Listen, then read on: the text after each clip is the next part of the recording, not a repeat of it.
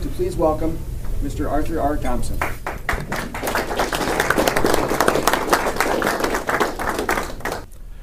Usually I start off my presentations by asking who are new to this issue of free trade.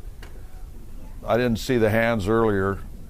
I'm assuming that some of you are, and some of you may be here for the first time. That being the case, I ask that when you get mad, don't get mad at the messenger, get mad at the message. Now, normally I give an hour and 15-minute presentation on this, but we boiled it down to a video of about 16 minutes, which we will show first, and then I'll get up and add a few things to it at the end. We will not be getting into some of those things that will expose to you the duplicity within the two political parties in this issue. That's something you can read about in my book and other methods later on. At any rate, let's just get started with this, and we'll be back in a moment.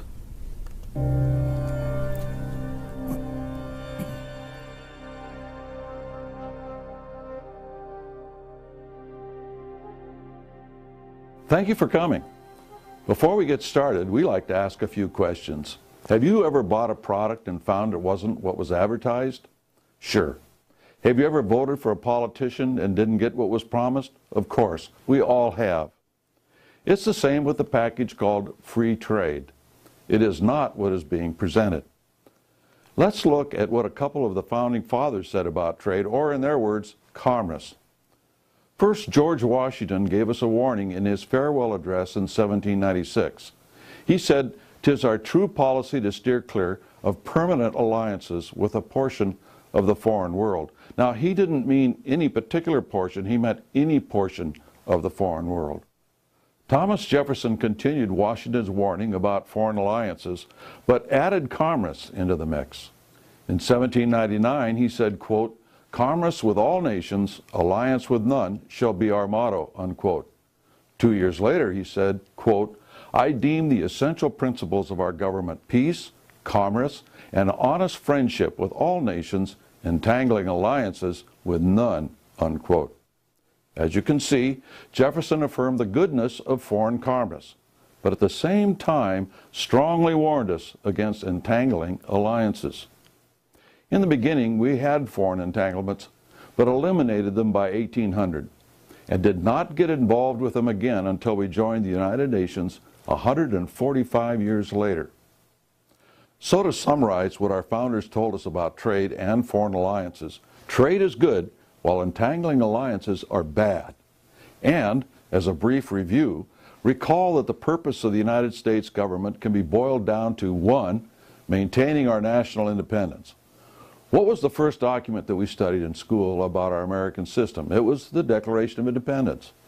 It sets down the basic philosophy for our Constitution and our system of government. Independence is the most important responsibility of our government. Without independence, we cannot maintain our Constitution or our Bill of Rights, let alone make our own decisions as a people. Rarely, if ever, do neoconservatives and those who advocate free trade ever discuss our independence and the need to maintain it. The next purpose of government is to protect our God-given rights, which include life, liberty, and property. On the other hand, government was not established to regulate business, form permanent alliances, or abrogate the Constitution. Yet these things are done on an almost daily basis, especially with executive orders. The Constitution granted Congress the exclusive power to regulate commerce with foreign nations and among the several states, which means that the Constitution did not grant any power to the President or executive branch to regulate commerce. Let me repeat this last point for emphasis. The Constitution did not grant any power to the President or executive branch to regulate foreign commerce. And Congress meant both houses, not simply the Senate. For a large part of our nation's history, Congress regulated trade with tariffs, a fee charged by government for permitting imports or exports of products. These tariffs were a main source of revenue for the federal government and were also used to protect certain domestic industries. This continued until the 1930s. Recently, we have undergone subtle changes in how we implement international commerce, from acts by Congress to agreements that include much more than commerce, to partnerships which are including the merger of much of our economy and society, including our police and military. Since 2005, we're hearing more about partnerships. As the slide indicates, partnership normally refers to a legal relationship between two or more persons. When we apply the word partnership to relationships between nations, you can see that the governments of these nations are working together in governing their bloc of nations, no longer independent. The government leaders are using the partnership terminology to the extent that they are planning the economic and political integration of the nations involved in the Trans-Pacific Partnership and the Transatlantic Trade and Investment Partnership. At this point, let's discuss what free trade is. Free trade is defined as international trade that is free of such government interference as import quotas, export subsidies, and protective tariffs. Let's provide a little history of the free trade policy. In 1776, Scottish economist and moral philosopher Adam Smith published The Wealth of Nations, which established a new trade policy called free trade. It featured the reduction of tariffs and regulations on trade. Now, we're not criticizing classical free trade policy as established by Adam Smith.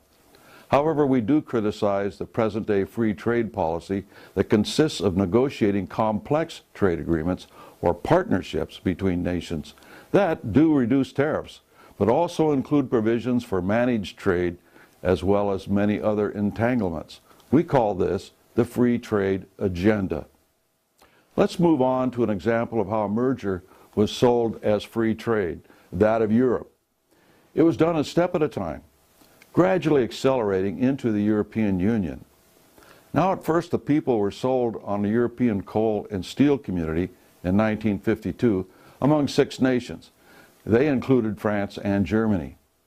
The next free trade agreement established the European Economic Community in 1957. Next came the Maastricht Treaty of 1992, which established the European Union. Finally, the Lisbon Treaty of 2007, which established an EU constitution. The people of Europe were told they would be able to vote on the constitution. Once the people of France and the Netherlands rejected the constitution in their vote, no other country was allowed to vote again, and the EU constitution was ratified by treaty at Lisbon in 2007. In other words, the people of the member states of the European Union lost the independence of their respective nations without a vote of the people. With the loss of independence came the loss of the ability to determine their own future. Now the European Union has 28 formally independent nations, which are now known as member states, and adding to that number almost every year. Now these states are virtually under the complete control of the European Commission, the European Parliament, the European Central Bank, and a Court of Justice of the European Union. Every nation that has been added to the EU has lost its independence without a vote of the people. Not only have they lost their independence to the EU, their very own constitution subordinates every member state to the United Nations. Many different agreements and treaties have been signed since 1951 to build the European Union. There are quite a number of these. And each was a salami slice made to look harmless, until the European socialists had accomplished their goal of a superstate for Europe, the dream of Napoleon, Hitler, and Stalin. Just how were the Europeans deceived? This is what Bernard Connolly, former EU official, had to say about it. Quote, "It has now become clear to us that what we thought was a common market is nothing more than a project to create a European federal superstate in which our sovereignty, Britain's national identity, would be extinguished." In 2003, Christopher Booker and Richard North published a book called The Great Deception, subtitled The Secret History of the European Union. They called the EU, quote, "a slow-motion coup d'etat, the most spectacular coup d'etat in history. An even bigger coup d'etat is already being negotiated by the United States and the European Union." Let's look again at how our trade policy evolved. First, The Constitution gave Congress power to regulate foreign trade in 1787. Then in the 1930s, Congress started to delegate trade policy authority to the President. And then in the 1970s, Congress began to cede more trade policy authority to the President with fast-track authority. What is fast-track? Congress gives the President authority to negotiate trade agreements. That requires Congress to vote completed agreements up or down within 60 days with no amendments or filibusters. Fast track was in effect in 1974 through 1994, and then again in 2002 through 2007. Now Obama wants it back. Fast track has enabled the free trade agenda to move forward. NAFTA and other free trade agreements have come during the fast track years. Now let's look at the progress towards a merger of Canada, Mexico, and the United States into a North American Union. In 1979, presidential candidate Ronald Reagan kicked things off with his announcement of his strong support for a North American Accord, which, with hindsight, can be seen as the embryonic proposal for a North American Union. In 1989, under President George H.W. Bush, we got the Canada-U.S. Free Trade Agreement, our nation's first free trade agreement. This led to a large trade deficit with Canada. One of the reasons we were told we needed the North American Free Trade Agreement, or NAFTA, which we got under Bill Clinton in 1994, between Canada, Mexico, and the United States. NAFTA laid the foundation for the Security and Prosperity Partnership in 2005 under President George W. Bush, which quickly took on the nickname North American Union. This was curtailed during Bush's tenure by the intervention of the John Birch Society. Obama has now reinstituted the process under such names as the North American Leaders Summits to disguise what's going on. To sum up what we've just been saying, no matter what the administration, whether it was Republican or Democrat, they have been negotiating treaties, so-called free trade treaties, that have involved us in foreign entanglements. And they range from trying to evolve us from the free trade area of Americas to the NAFTA agreement, to the Security and Prosperity Partnership, and now into these other partnerships with Europe and the Pacific. Now we have a new partnership our government is working on, the Trans-Pacific Partnership. Right now it involves 12 nations in the Pacific Rim. It's going to be a European Union type bloc for the Asia-Pacific region. Ultimately, they want all 21 nations of APEC, or the Asia-Pacific Economic Corporation, to economically and politically integrate our countries. This includes China and Russia. What will that mean to be economically and politically integrated? It will mean the loss of our independence in our economics and our political government. That's literally what it means. In addition, we're involved in the Transatlantic Trade and Investment Partnership. That's a free trade agreement between the United States and the European Union. Now we know what free trade means in Europe. It means superstate. Free trade was only the verbiage they used to fool the Europeans into forming this huge regional government. It would lead to economic and political integration of the United States and Europe. Now, keep in mind, political and economic integration means losing our freedoms, whether it's in Asia or whether it's in Europe. Let me tell you a story about what happened to me in Europe when I was over there investigating the ramifications of the fall of the Berlin Wall for the New American Magazine. Part of what we were doing over there, we actually got in the office of the Public Relations Director for the European Community, which was the precursor of the European Union. And he said to me, looked me right in the eye across his desk and said, when we get this all together, meaning the European Union, we're going to be bigger than you geographically and economically. And we're going to drag the United States into this union, kicking and screaming if necessary. And I thought, that's very arrogant. I also thought, why aren't these other newspapers and magazines that come into his office reporting what he's saying? Because if he's saying that to me, he surely must have been saying it to them. But what we know is that these organizations, such as the Wall Street Journal and New York Times, etc., are for these free trade agreements. So they wouldn't want to report on what the European socialists really have in mind for us, and that is economic and political integration, something a lot different than free trade. Now, the John Birch Society put a halt to the FTAA, the Free Trade Area of Americas. We also put a halt to the Security and Prosperity Partnership, and we fully intend to put a halt to these partnerships that they are negotiating and trying to put on the American people. One of the tools that we've developed, and we've developed several, is a special edition of the New American Magazine. Now, in this particular issue, you can find all the details that you need about these partnerships that they are trying to impose on us. Also, we have my book, which gets into all the ramifications of foreign entanglements, not just free trade. Here is just a panorama of some of the tools that we've developed and are continuing to develop for you to use to inform people in your community about the problems with free trade. We can stop the free trade agenda with your help. These trade deals threaten our national independence, our freedoms, and our economy.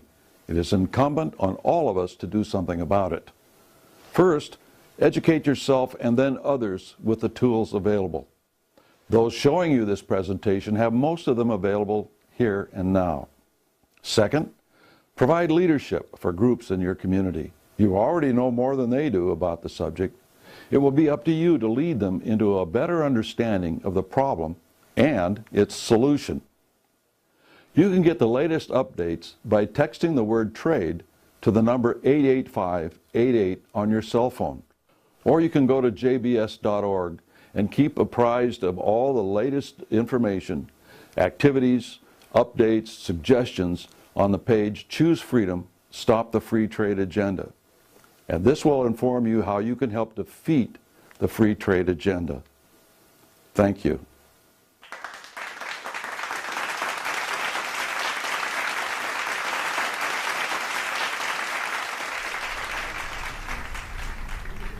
Yeah, okay, this is it. When we talk about free trade, we think of people getting together and simply sending a widget this way and a gadget that way. And that's really not what free trade is all about. Here, and this is in my book, by the way, you'll find this. There are certain requirements for equitable free trade. It's a big difference between the definition of free trade today and what equitable really means. Now, Dr. Lewis Lloyd was a very strong advocate of free trade. And then suddenly one day he woke up and he had a paradigm shift and said to himself, wait a minute, we've got to have equitable free trade in order for it to be what we think of as free trade. And he laid down 8 things that were necessary to understand about free trade if it was going to be really free in the sense of a libertarian. He said, first of all, taxes must be comparable between the two countries. If you've got a high tax country and a low tax country, who wins on the trade? You see? The same way with a monetary system. A single monetary system must be in use. Now, there is a single monetary system in use in the world. Can anybody tell me what it is? What? I've heard dollar, I've heard gold. Anybody else?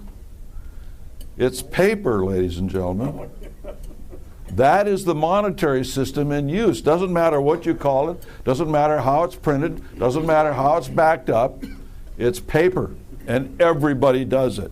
Now, if you have a treaty, a trade treaty, based on the rate of exchange between the currencies at any given moment, if one country ratchets up the speed on its printing presses, what happens to that rate of exchange? It skews the whole trade process. Or conversely, if they slow down the printing press and go into a period of deflation.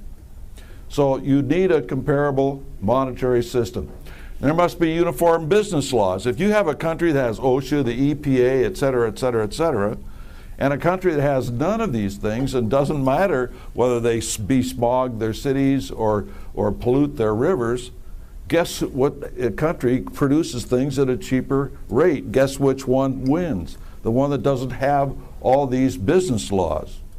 The same way with ethics. Similar business ethics must prevail. We have a law in this country that says that you can't bribe anybody for a business deal, whether it's inside the United States or internationally. You can get fined and go to jail for that. And yet there are countries that where you do business, you have to bribe them. Anybody spell Mexico? And even China is that way. There are bribes involved in these things. So you've got to have the same business ethics.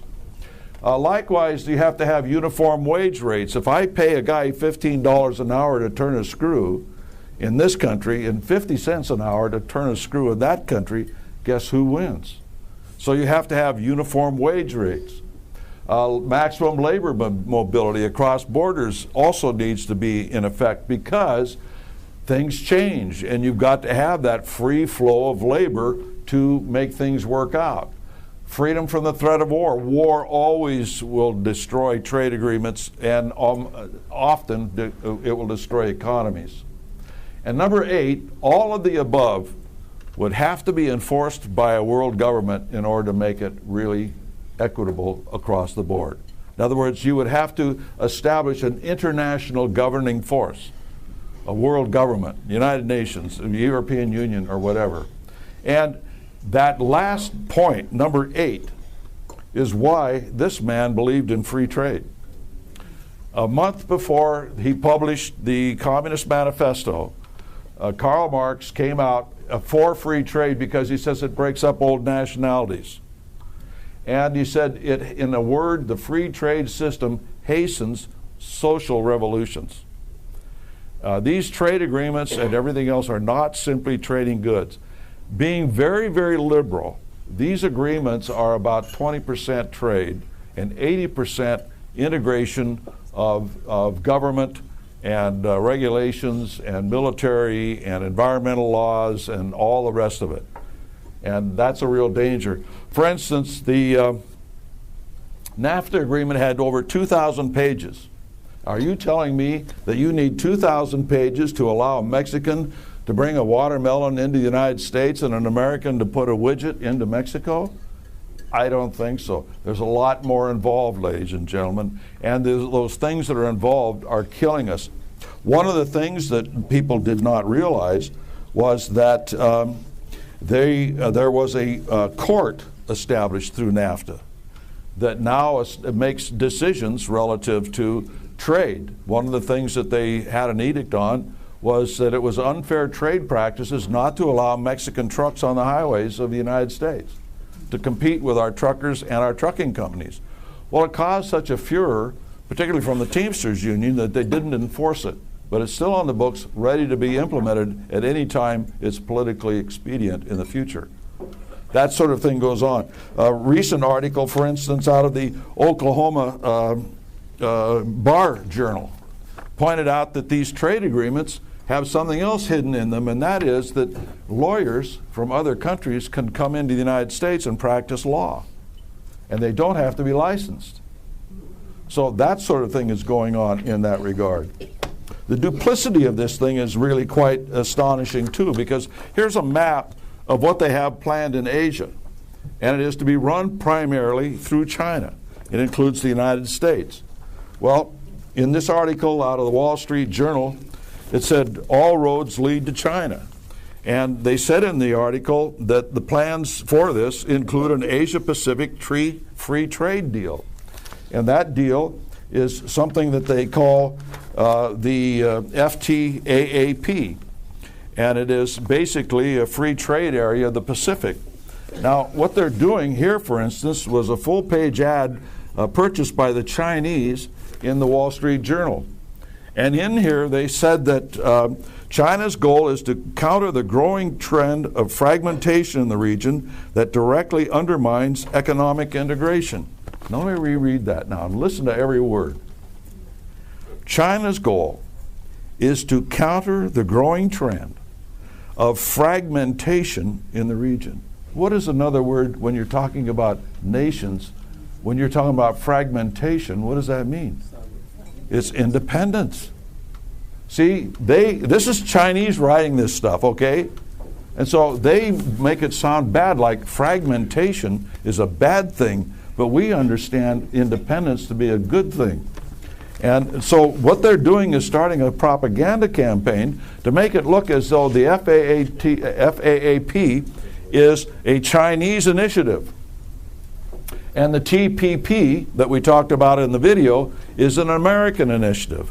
So there you have the propaganda.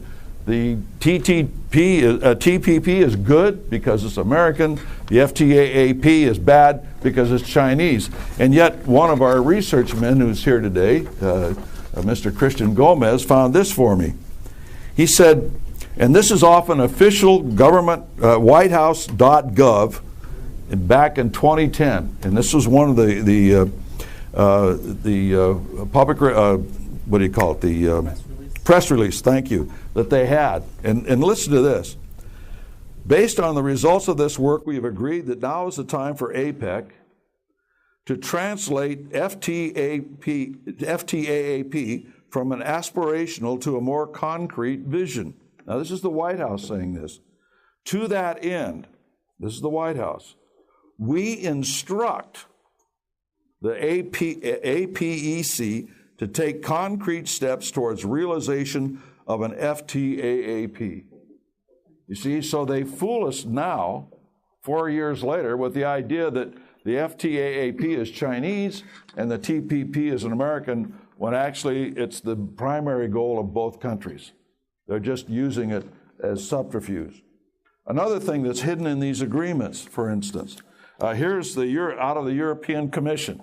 And this is how the instructions on how they are to implement CETA, which is the Canadian Economic Trade Agreement. And in here, buried within the instructions, it says, they reaffirm their strong attachment to democracy and fundamental rights as laid down in the Universal Declaration of Human Rights. Now, I don't know if you've ever read the Universal Declaration of Human Rights, but if you go to my book, it has this to say about it. And it says that, see if I can find it real quick. At any rate, it says that you have fundamental rights, except as prescribed by law. Now, that's not what the Bill of Rights says, is it? The Bill of Rights says you can't pass a law abrogating any of these rights, freedom of speech, et cetera, et cetera. But according to the United Nations, it's okay. You have all these rights. We grant them to you. We say we get our rights from God, do we not? The United Nations says you get your rights from us. And we can change them by law at any time we wish to. And by the way, there's a whole list in here of those things and also the various treaties that already affect American society. For instance, in here are fundamental rights, banking, economics, monetary policy, trade, industry, education, women, birth control, abortion, population control, private ownership of firearms, oceans and their tributaries, courts that can supersede American courts, labor, agriculture, environment, and tourism are all now controlled out of the UN because they passed treaties, and we ratified them, that you didn't realize what was in those treaties. And so when you look at that, it becomes very revealing. Now, one last thing that I want to show you about what free trade really means. Now, this is the 2013 financial report of the Export-Import Bank, okay? Now, the Export-Import Bank was started under Franklin Delano Roosevelt during the middle of the Depression to help boost the economy and the industry of America. And in other words, the government was going to guarantee loans to foreign governments in order to have these factories back up online. These foreign governments would come in and they'd want a product, they couldn't pay for it. They're going to take out a loan, where they're going to get the loans costs too much interest. So we'll just create a bank for them, the Export-Import Bank, and give them an interest rate that even American citizens can't get for American products. So the Export-Import Bank, when you look at it, it's kind of interesting because the countries that they extend these loans to, and this is even in 2013, include Russia and China. Do you think the Chinese need to take out a loan from the United States to get American products? Really? When they've got all that money from Kmart and Walmart and all the rest of them? I don't think so. But then it gets very interesting, because then the report gets into who gets this money.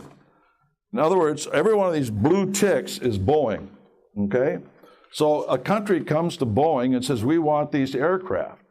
And so they go to the Export-Import Bank and they get the money, and the Export-Import Bank pays Boeing.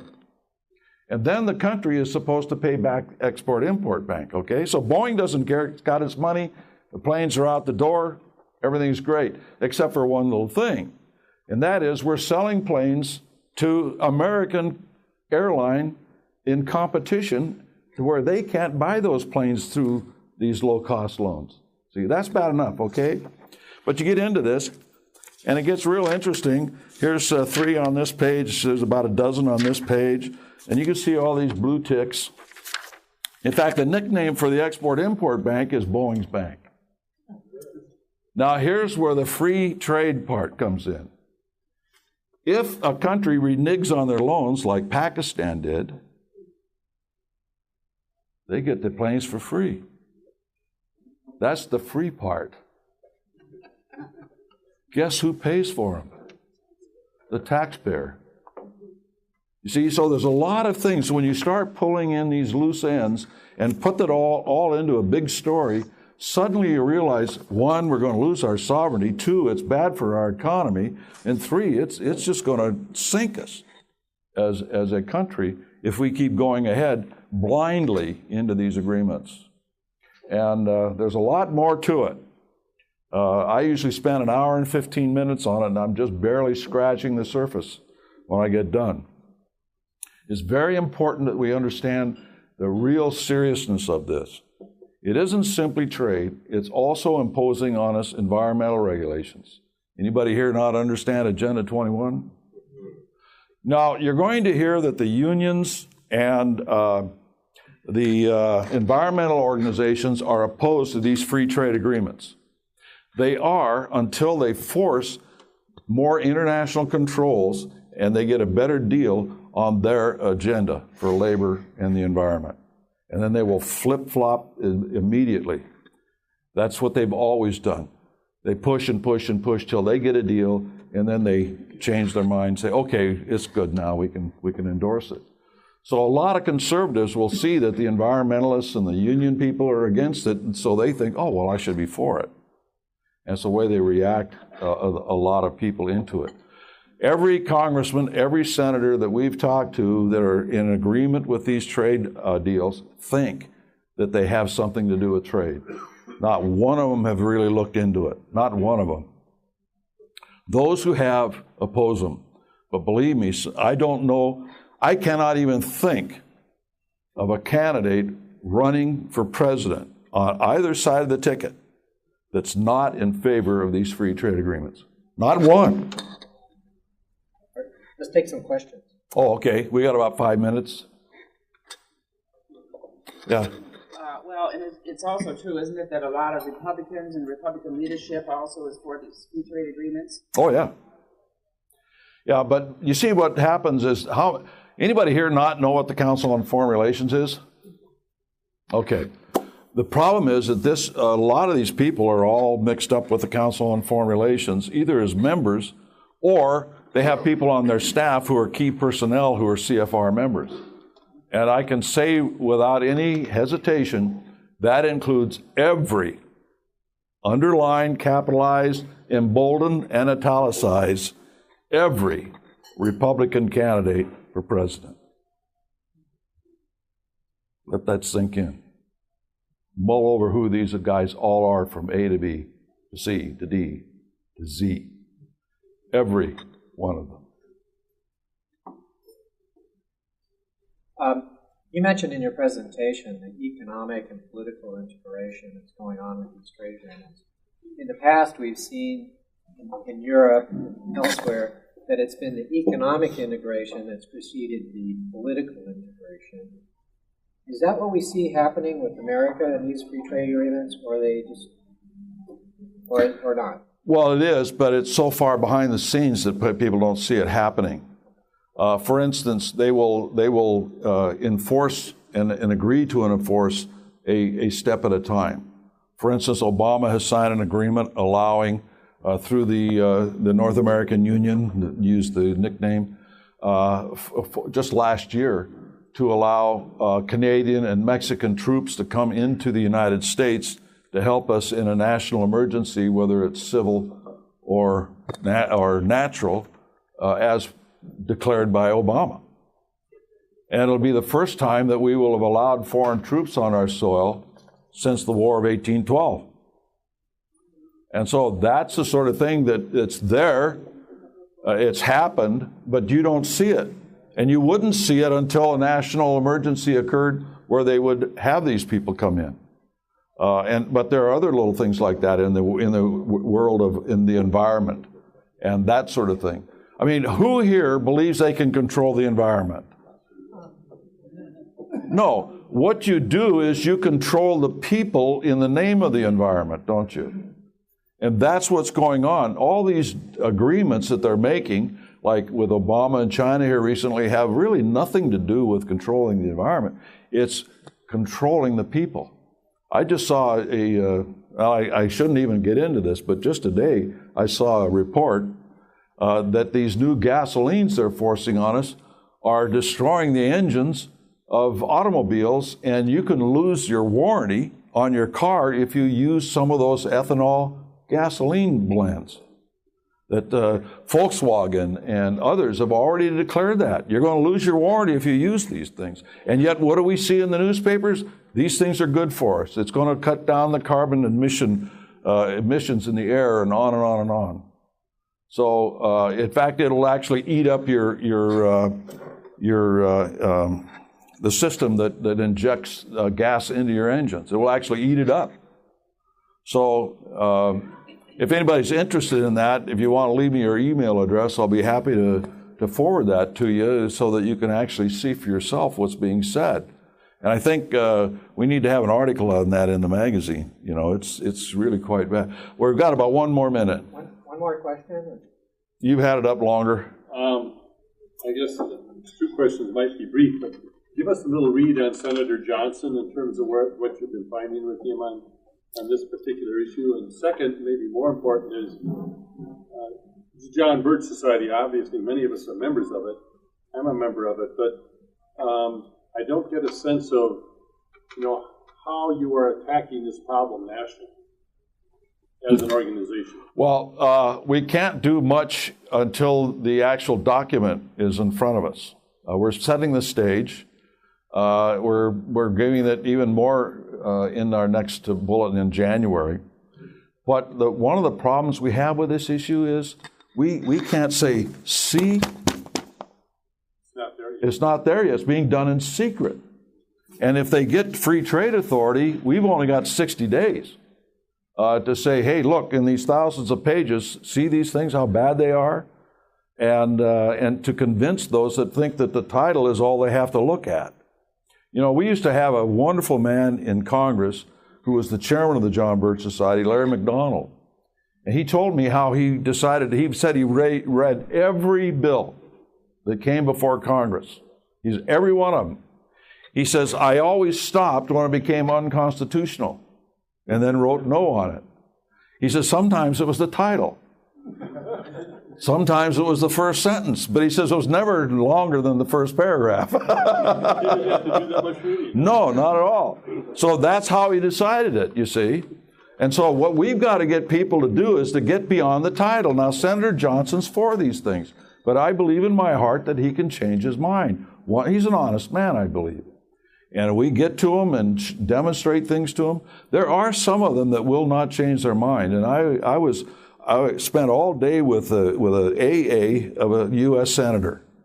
And he said, tell you one problem with my man is that once he makes up his mind, you can't change it. He says, sometimes that's a good thing. He says, sometimes it's a bad thing. So, we just have to be friendly, build trust with these people, reach out to them as kindly as we can, inundate them with information, and if we all do it together on a coordinated basis, but independently through the bulletin, we'll change a lot of people and stop these things. That's how we've done it before. It's how we'll do it again. Thank you very much. I'll sign my book if anybody wants to get one and answer any more questions back there. Thanks a lot.